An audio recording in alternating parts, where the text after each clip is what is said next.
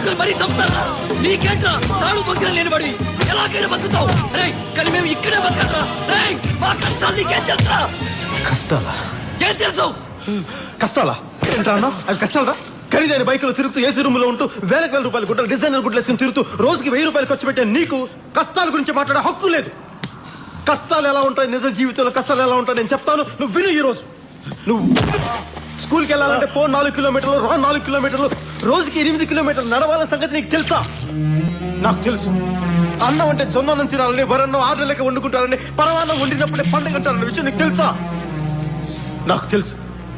ఆడుకోవాల్సిన పశు వయసులో సరైన వైద్యం అందుక బిడ్డలు చనిపోతారన్న విషయం నీకు తెలుసా?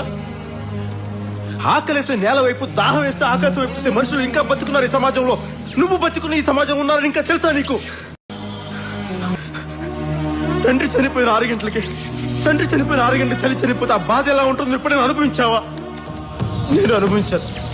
కంటికి కనిపించిన ఏదో ఒక శక్తి కొన్ని టన్నుల బరువుతో భూమిలోకి తొక్కుతున్నట్టు నీకు ఎప్పుడైనా అనిపించిందా? వయసులో ఉండగానే బాధతో భుజాలు కుంగిపోవటం ఎప్పుడైనా అనుభవించావా?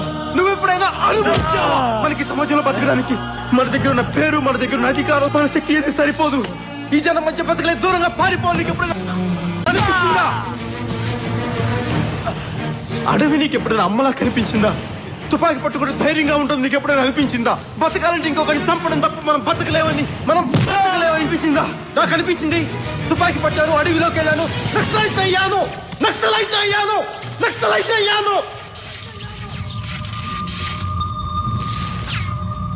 ఇక్కడ కష్టం గురించి మాట్లాడే హక్కు నాకు మాత్రమే ఉంది, నీకు లేదు. ఖచ్చితంగా నీకు లేదు.